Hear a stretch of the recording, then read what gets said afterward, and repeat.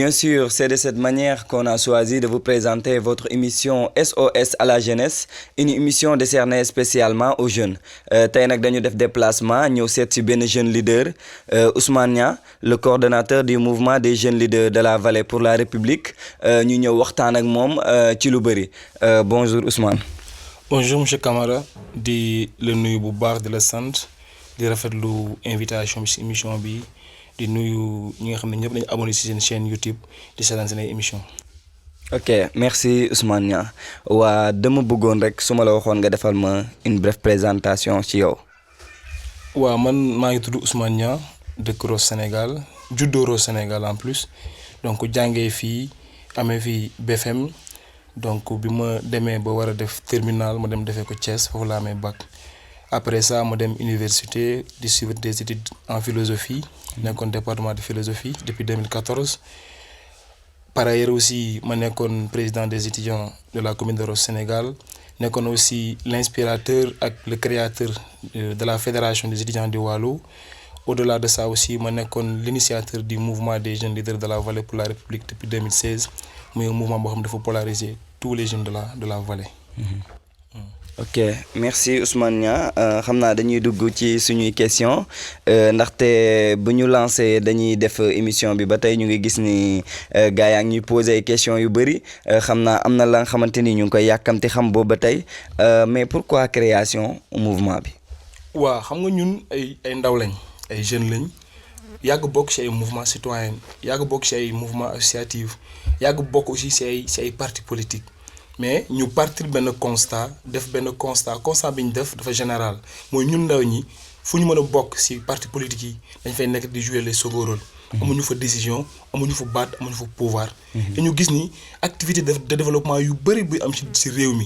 jeunesse bi ñoo koy def ñun nag ñu waxtaan à l'interne ay ndaw c'était à Dakar en 2016. ñu pourquoi pas ñun ndaw yi ñu créer benn mbir boo xamante ni. dafay nekk du nuroog ak ni parti politique di doxee. boo xam ni benn nit moo fay nekk. di jël décision di wax. ñu ni benn loolu bokk na ci éléments yi la gën a poussé. ñu créer mouvement bi. beneen bi aussi mooy dañuy gis ni activité développement yëpp ay ndaw ñoo koy def. mais bu décision finale jotee fi ñuy décider pour importance suñu dëkkaan yi. ñoom duñ fa nekk duñ fa fekkee. te ñu gis ni kon ñun combat yi ñuy mëne. xeex yi ñuy mëne. ëllëg day nekk peine perdue ndax ñu ngi xeexal ñoo xamante ne ëllëg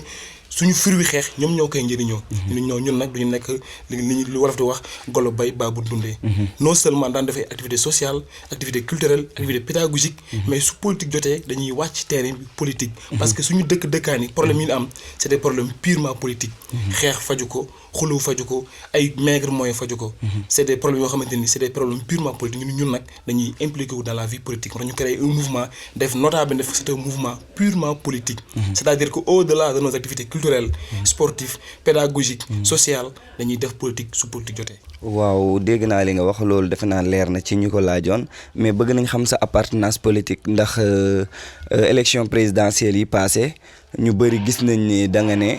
faroo fen bokkoo fen mais am na ñeneen ñu ne da nga dem ci parti bi nga xamante ni mooy APR pour jàppale ji leen ci élection présidentielle bi passé loolu nooñu ko mën a expliquer. waaw xam nga loolu ñoom am nañ réponse bañ na ko ba mouvement bi dafa décider di wax le mouvement dafay neutre par rapport aux élections présidentielles. te neutralité boobu feeñ na. amul fenn fu ñuy gisee ni mouvement bi wane na ni benn appartenance politique bay jàppale qui que ce soit. loolu mooy dernière information. waxoon nañu ñun ñu ngi PUR ñu ngi Pastef ñu ngi APR pour moi c'est des rumeurs qui ne sont pas fondées. mais li am solo mooy parti ñëpp xam nañu politicien boo ñëwee ni que dama lay jàppale. daf lay siiwal daf lay rendre public. donc nit ki xanaa doo ko jàppale pare di làqatu. koy jàppale da nga ñëw nga ànd ak moom nga liggéey ak moom. donc doo jàppale koo xam ne àndu leen liggéey. àndu leen def dara. mais membre bu nekk était libre de voter ku ko neex. mais amul woon ñun tam di jàppale qui que ce soit.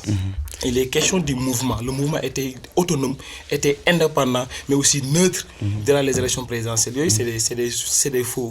débats. mais mouvement bu doon jàppale APR mu siiw. on nous a contacté. ça veut dire que daal jàppale wu leen woon kenn ci élection yi passé. élection présidentielle mouvement bi jàppalewul kenn. membre bu nekk dafa amoon liberté. votel ku ko neex. et loolu c'était visible. kenn du leaderu Pastef wala leaderu PUR wala leaderu APR bu lay wax mouvement bi yëpp ñëw nañu ànd ñun jàppale. waaw leneen lu ma la bëggoon laaj mooy dañu ne mouvement des jeunes leaders bu ñu nee mouvement des jeunes leaders defe naa ni yamul ci étudiants yi kese waaw te dañoo gis sa mouvement bi presque 90% ay étudiants lañu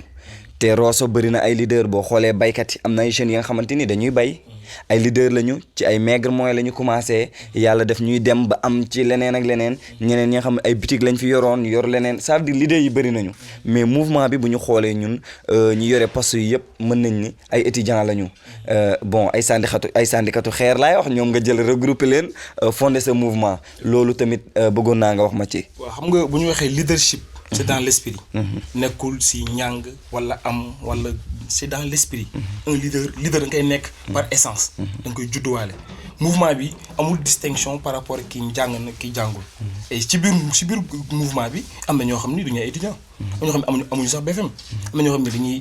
dañuy jaay ngooñ. am na ñoo xam ne si port bi la ñuy xëy. et jël nañu ay postes si biir mouvement bi. heure bu mouvement bi xewlee bépp touche bu nekk si population bi. defal micro territoire jeunes yi mag ñi képp koo xam ne yow si dëkk bi nga dëkk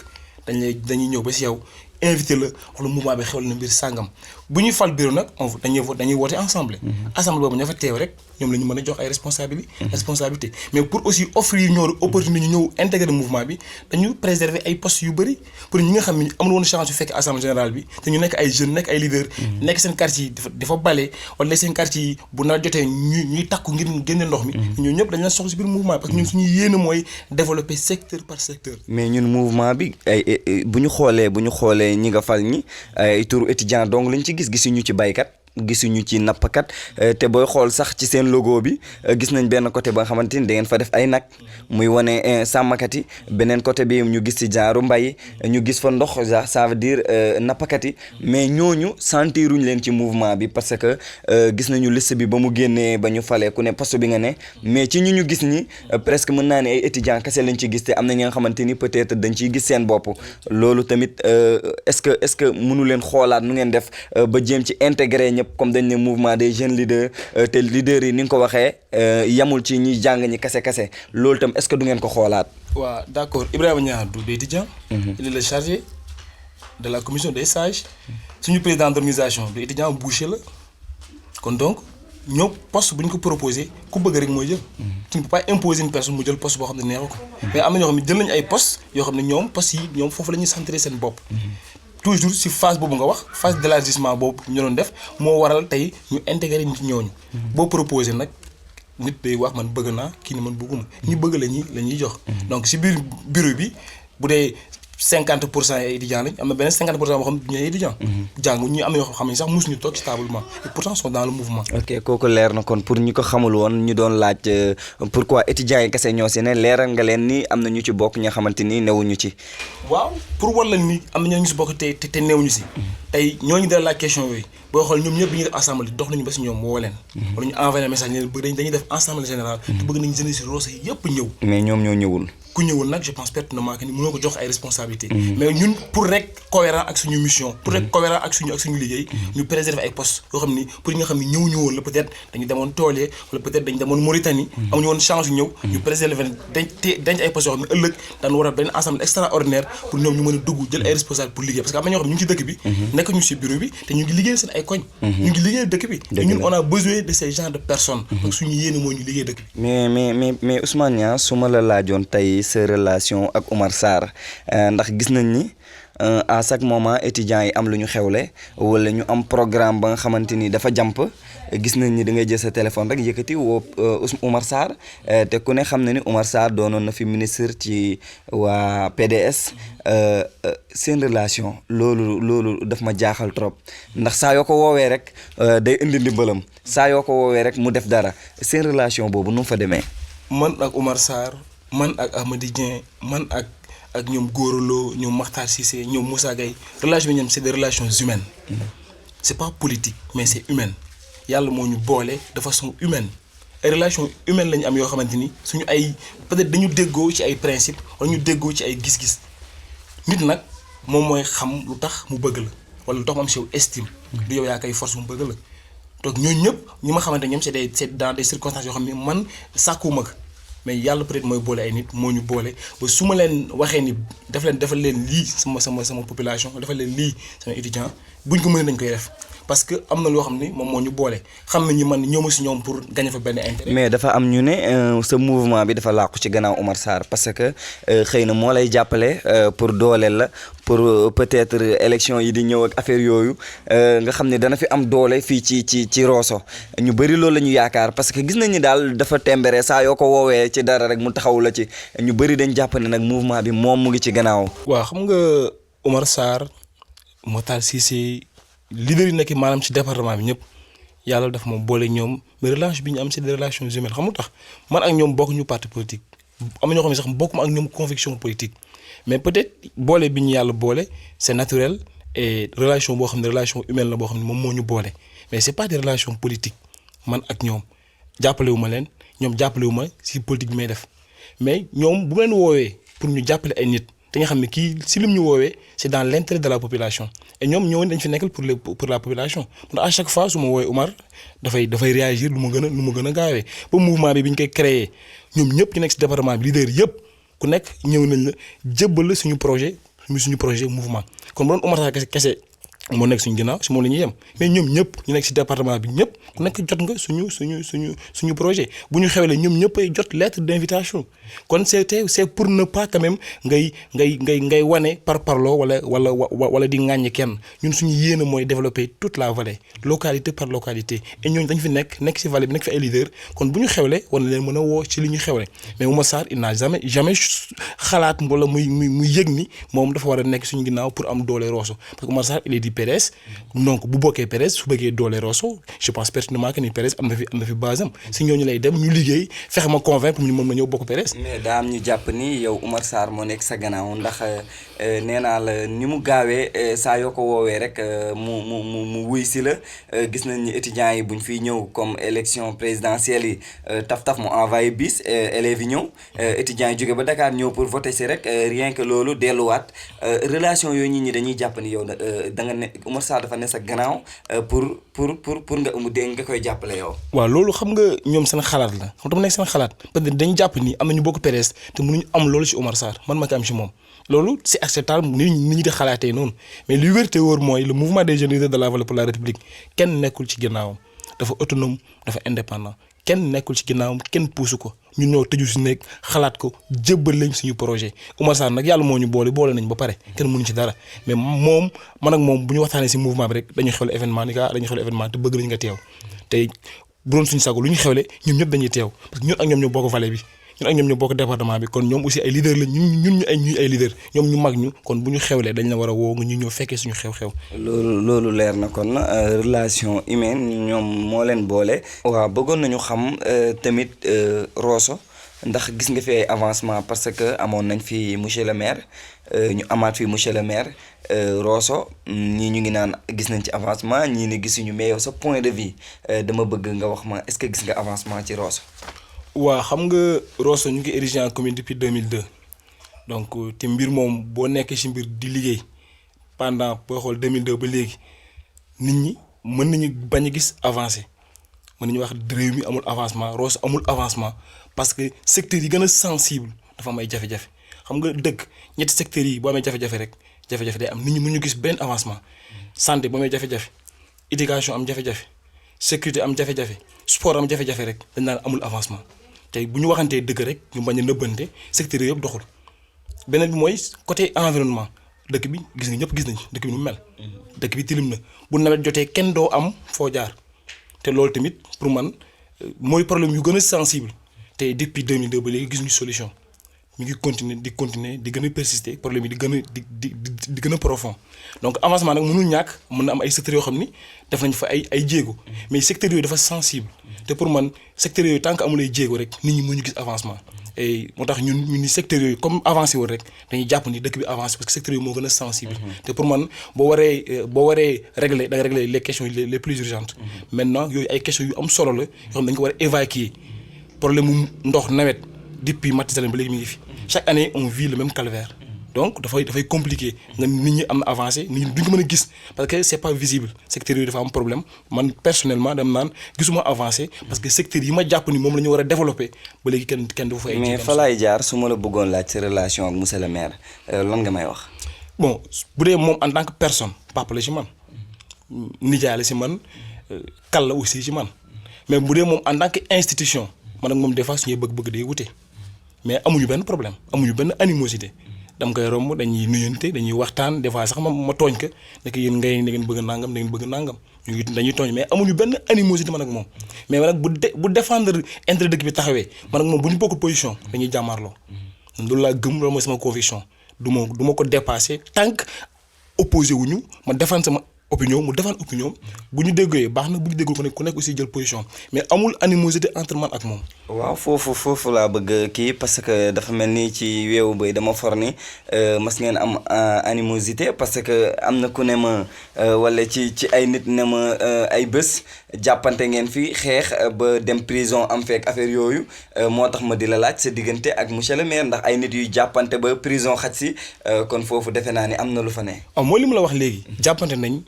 jote nañ mais amul animosité sama diggante ak moom xam nga la mooy animosité su nga ko gisee jàppal ko haine wala moom mu jàppal ma haine man boog personnellement amuma ko benn haine parce que xam nga tax li ma doon défendre man moomu ma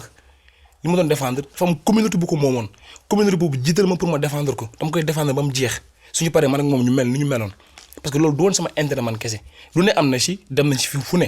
mais quand même nit da ngay xam ni boo nekkee sa position keneen nekk position même bu ngeen wutee ay position bu loolu jàllee da nga war a dellu nekk si jàmm ëllëg bu défendre position ci jotaate aussi ku nekk défendre position mais il y a pas d'animosité entre man ak monsieur le maire il y a pas d'animosité. ça veut dire daal léegi yéen a ngi ci jàmm à part loolu passé woon fii. loolu dafa bu passé une semaine noonu am jàmm amuñu mosuñu am problème moom maa ngi moom mosuñu am problème mais nag man bu may nit jiitalee ni ma défendre ñu lii dama ko défendre jusqu'au bout parce que damay doxee ay kaddu nit. man ak moom bokk leen position li falee ñu jàmmarloo nañ situation bi solution am na si jàmm day dellu si. jàmm dellu si ne suba man ak moom mën nañu amaat mën nañu opposé waat si ay idée ñu jàmmarloo waat bu jàllee jàll na man gëw ma animosité xam man laa gëm adversité man mën nañ nekk ay adversaire mais man mënu ma concevoir animosité entre ay nit. adversaire mën na am benn temps donné mu jeex ñu jàll ak mais animosité warul am entre ay nit parce que ñu ñëpp ñoo bokk dëkk bi man dama am yéene si dëkk bi. moom mu am yéene si dëkk bi keneen aussi am yéene si dëkk bi kon bu ñu amee ay animosité rek des fois dana am idée bu rafet war ma ko jox du ma ko jox wala man ma am idée bu rafet war ko jox du ma ko jox donc ñun liggéey dëkk moo ñu ñor on n'est pas là pour di am ay animosité avec quiconque voilà. waaw kon loolu leer na su ma la laajoon élection locale yi nar a ñëw mouvement bi lan moo ciy taxawaayam. waaw foofu question bu sensible la parce que ñu bëri dañ ñu koy laaj ndax élection locale da ngeen dem mu leer si bopp ñëpp. kuy ñëw dégg ko ku dem dégg ko le mouvement des jeunes leaders de la vallée pour la république dafay bokk ci élection municipale yi ñu jëm muy le 1er décembre. mouvement bi day bokk maintenant nu muy bokkee ndax dafay allié ndax du allié fa lay jëlee moyen loolu yëpp bu élection yi desee 3 mois nit ñi dañu am ay réponses par rapport à tout ça mais lu wér te wóor mooy mouvement bi quelles que soient les circonstances mouvement des jeunes leaders de la vallée pour la république dafay dem élection municipale day bokk dafay participer loolu moom leer na. maintenant mooy fay leer aussi beneen mbir loo xam ni man mooy wax souvent population bi que Rosso falul maire ay conseil lay fal équipe municipale lay fal équipe boobu mooy xool kaka neex mu jiital ko mu nekk le maire de la commune de Rosso mais Rosso en tant que population bi ay conseil la ñuy fal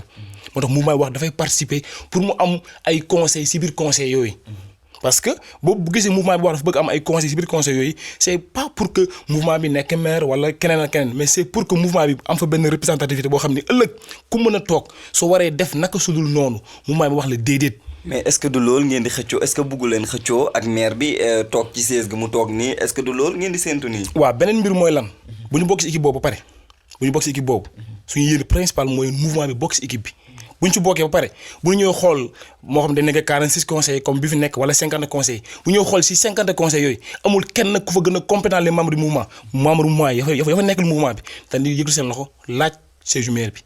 toog ci maire bi. ça veut dire daal loolu ngeen di yootal bu ma bëggee dégg ni daal directement pour wax ji leer rek mooy siège monsieur le maire bi ngeen bëgg a yootal xëcc ko mais xam naa du yomb ndax Cheikh Gaye moom.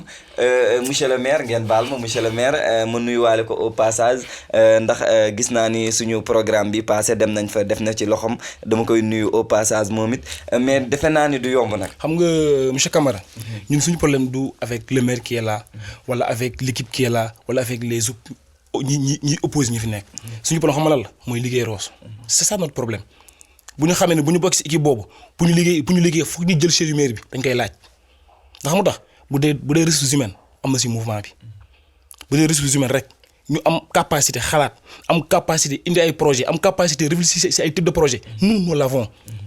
amuñu lu ñu manqué mais bu ñu bokk si équipe boo xam ne mu leer ci biir équipe bii ñi fi gën a compétent ce sont les membres du mouvement amuñu complexe su laaj la chaise. mais mbaa seen ay projet du dagg ay butéel def ci mbedd yi pour kese ñi ci sànni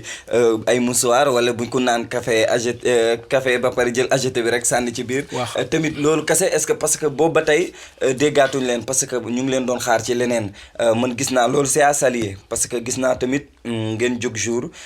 nettoyer dëkk bi jël ay kiiwu poubelle def ci mbedd yi pour nit ñi di ci sànni loolu rafet la mais est-ce que am ngeen tamit ay projet yu pire parce que Rosso ni mu demee ni ñi fi jaar ñëpp nii lañ doon wax ku ne da ngay ñëw indi mais bu ñu ñëwee la même chose la ñuy gisaat est-ce que am ngeen ay projets nga xamante bu ngeen ko tegee avancement Rosso ku ne dana ci gis boppam. waaw xam nga mooy li ma la wax wolof day wax ku nekk loom ngay duggee marché actuellement suñu mois fu ñu toll foofu lañ tollool dagg ay butéel def bu ñu sollicité fenn ñu jël ñu cotiser di dem joxe mais les projets yi nga xam ni c'est pour la commune de Rosso c'est des projets de l'État xam nga équipe mairie bi du moom mooy tabax lycée du moom mooy tabax centre de santé du moom mooy defar tali mais mën na ko négocier n'est-ce pas ñun on a des projets yoo xam ni commencé nañ si réfléchir ba ñu ngi koy tënk tey bu ñu yàlla suturaal bu ñu bokk si équipe municipale boobu dañ koy présenter l'État présenter que les partenaires présenter que les ONG jox leen ñun dañu bëgg ngeen defal ñu lii dans la commune de Rosso Sénégal di si dox di si wax parce que projet actuellement projet bu ñu mën a wuti bu ñëwee ñoom ñooy accueillir seen signature bu leen neexu leen duñ ko signé te am ay projets yu fi mës a ñëw dans l'intérêt de la commune ñoom ñoo si dëgg seen tànk nag si foofu la ñuy bañ yegg ak ñoom xam nga dafa am mag buy wax ni soo bëggee liggéey xam nga loo war a def jàpp loxo ki yàq et ñun dañu jàpp ni équipe bi fi nekk xalaatuñu pour l'intérêt de la commune moo tax ñun ñu gëm ni dañu bëgg a changer li ci bon. da nga jàpp ni ñoom daal seen intérêt moo leen fi toogal. ba léegi du question seen intérêt moo leen fi toogal dama ni man damay dem conseil municipal et xam naa niveau xalaat ba fa am le niveau xalaat ba fa am xam naa ko c'est un niveau bas moo fa am dañu bëgg yóbbu fa ay xalaatkat wax mu ñu jàng de ay xalaatkat fii am na ñoo xam ne jànguñu dara mais ñu toog seen kër yi seen koñ yi di xalaat lu am solo luy développer seen koñ yi di xalaat lu am solo luy développer seen secteurs yi tey au niveau du basket yi ñu ngi xalaat lu am solo au niveau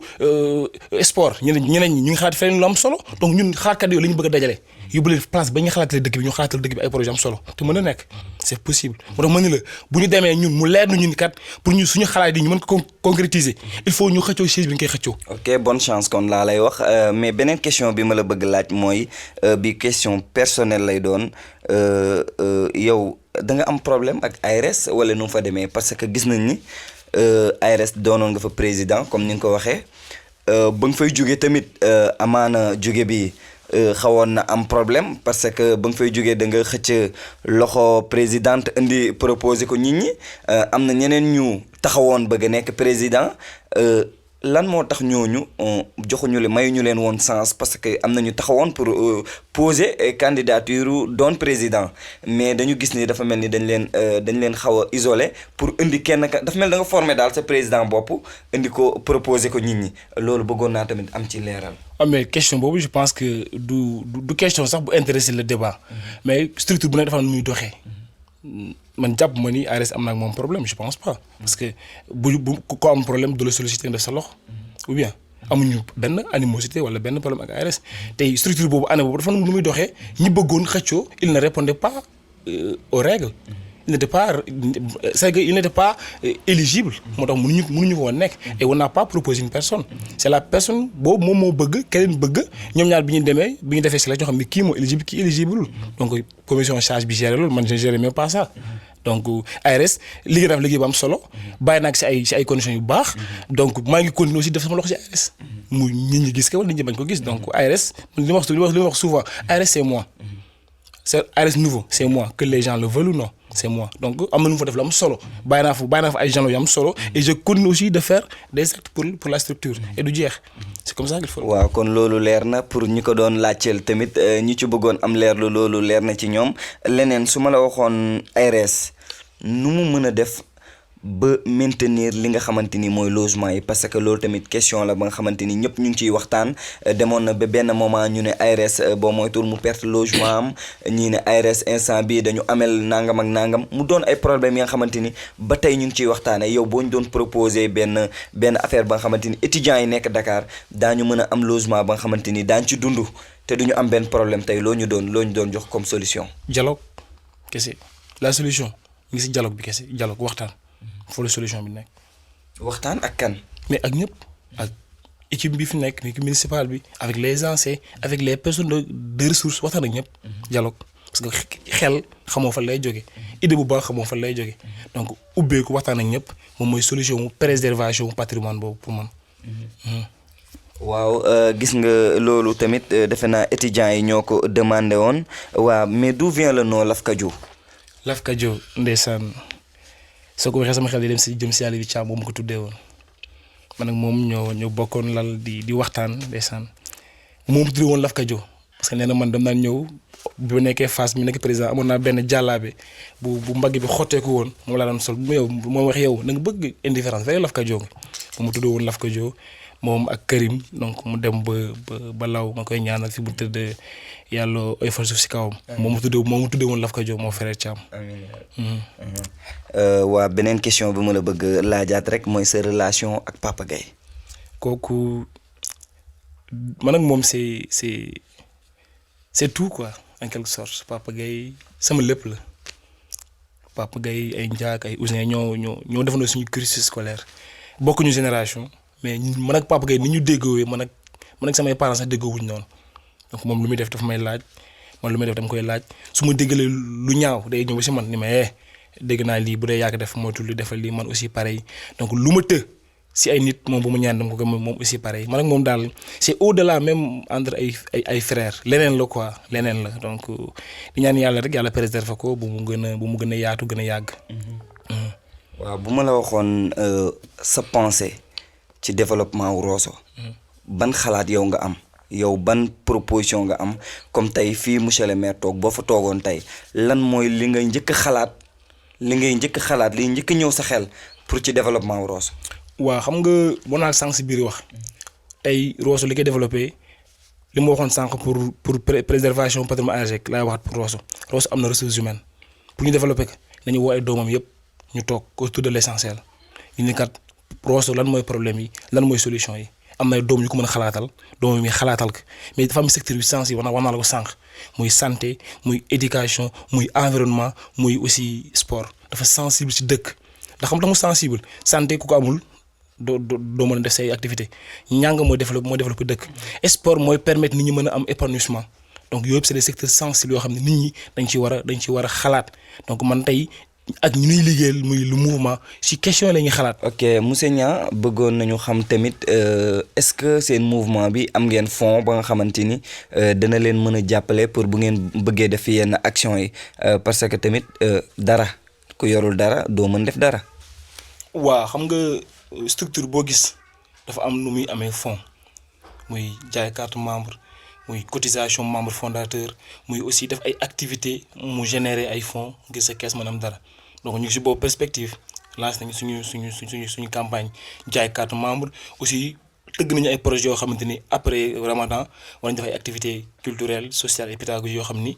non seulement dañu permettre ñu participer ci développement wu dëkk bi mais aussi dañu permettre aussi quand même ñu am ay fonds yoo xam ni daf koy générer pour ñun ñu mën a am benn fonds de caisse bu am solo pour mission bi ñu dëgg ñu mën ko réussir donc ci perspective yooyu lañ nekk présentement. mais est-ce que jeunes yi ñu ngi leen di wuy si parce que tamit gis naa à chaque fois yéen a ngi woote muy si WhatsApp yi muy fépp ñuy gis yéen a ngi def appel di woo ñi ñu ñëw nit ñi est-ce que ñu ngi leen di wuy si parce que tamit mouvement yi dafa bëri tellement que nit ñi dañuy yaakaar ni sax boo leen woowee xaalis nga leen soxlaa ndax jënd carte yooyu ngay wax ñu bëri sawaruñ ci boo leen waxee rek dañ naan nit ñi xaalis lañu soxla mais est-ce que yéen réellement nit ñi ñu ngi wuy ci mouvement bi. waaw foofu moom ñu ngi sant bu baax ndax chaque jour dana am ay adhérents yu bees chaque jour dana may adhérents yu bees te ay jeunes la ñuy nekk des fois sax ay mag woo la pour adhérer ci mouvement bi nga waxtaan ak ñoom ñu jox la ñoom seen kàddu alhamdulilah ñu ngi si avancé bu baax a baax ndax dañ dafa ay fiches yoo xam ne ñu ko tuddee fiche d'engagement ku adhéré dañ la fay dugal nga dugg aussi suñu base de données foofu ñu ngi fay réussir ñu ngi woote ñu ngi wuy si à chaque fois ñu ngi ñëw donc c'est intéressant parce que tamit liggéey bi fi ñu toll mooy phase de massification bi donc chaque jour bu dee sax benn nit mooy ñëw donc mi ngi yokk en nombre te alhamdulilah mbir bu dee day yokk te wàññeekoo rek kon mi ngi am avancé te am na ñoo xam ne sax peut-être ñëw ñu physiquement mais ñu ngi dégg écho yi et moralement aussi ñu ngi lay bàyyi xel des fois ñu daj ko la si mbedd jox la ay orientation et loolu tamit forme d'adhésion la ndax dafa am membre am sympathisant donc am nañ ay membres yu ñëw di adhérer am aussi ay sympathisants yu bëri yoo xam ni ñoom dañu gëm mouvement bi tu vois donc ñu si liggéey bu baax a baax te day gën a law avec les projets que nous avons war ko def pour quartier yi aussi bu ñu ko defee day gën a law parce que am nañ ay pôle de quartier te dañu prévoir def ay activités quartier par quartier dans le but de rendre visible notre mouvement. Ok, yéen a ko dégg Ousmane Niang le coordonnateur du mouvement des jeunes leaders de la Vallée pour la République gis ngeen lu mu wax ñun moom ñu ngi kontaan bu baax parce que dañoo engagé wu te loolu mooy engagement wu Rosso jot na jeunes yi tamit jot seen part ci wàll bi Ousmane Niang dama lay wax sa dernier mot. waaw balaa may tëj rek moo bëggoon wax nit ñi un peu que la mission du mouvement c'est pas pour 10 ans c'est pas pour 20 ans c'est pas pour 30 ans long terme la élection municipale yi ñu dëgmal mooy fu ñu teg suñu bët mais du mooy fin au mouvement bi buñ fa demee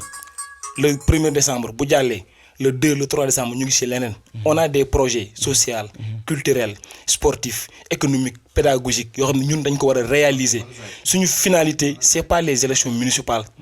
ñun on a benn projet la ñu yor boo xam ne dañ ko war a dérouler d'ici 20 ans d'ici 30 ans kon bu nit ñi yaakaar ni mouvement bi dafa ñëw uniquement pour ces élections là non élections yi dafa bokk suñu projet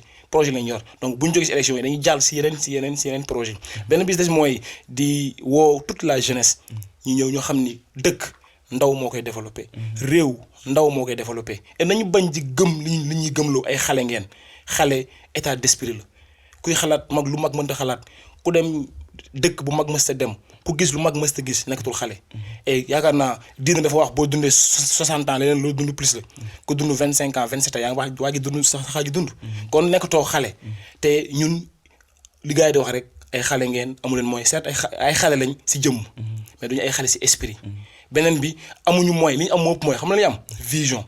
xam na la ñu am ambition ak engagement li ñu am moo ëpp moyen fuuf te dañu am yéene li nekk suñu bopp yi ñu bind ci ay feuilles concrétiser que ci suñu dëkkaan yi beneen bi mooy mouvement bi yemul Rosso kese mouvement bi c'est toute la vallée am nañu ay pôle communal ci dëkk yëpp di leen sant bu baax di leen gërëm di woo ñëpp di wax tamit dëkk bi képp ku pare pour jàppale mouvement bi képp ku pare pour parrainer le mouvement des jeunes de la Vallée pour la République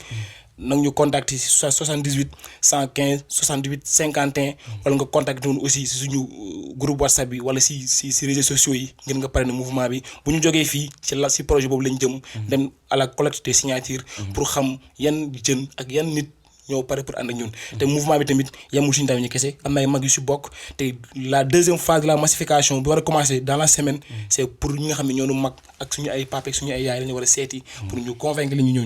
ñu jàppale ñu te ñoo xam ni dëkk bi du fal maire équipe municipale lay fal te ñun dañu bëgg a bokk ci équipe boobu bu ñu ci bokkee ba pare nag bu ñu leeree ni ña fa nekk ñun gënuñu compétent daanu laaj chaise bi ngir liggéey dëkk bi di gërëm ñëpp di sant ñëpp ok loolu leer na ñu ngi lay gërëm di la sant Ousmane Niang di leen wax rek ni bu fekkee am na ñeneen ñu pare daañu dem seeti ñeneen waxtaan ak ñoom parce que Rosso yaatu na bëri na ay mouvement te bëri na ñi nga xamante ni dañoo taxaw tamit pour avancement wu Rosso bu soobee yàlla ñu ngi leen di jox dig daje feneen ci beneen invité NDS Pro di Jezo fii la woon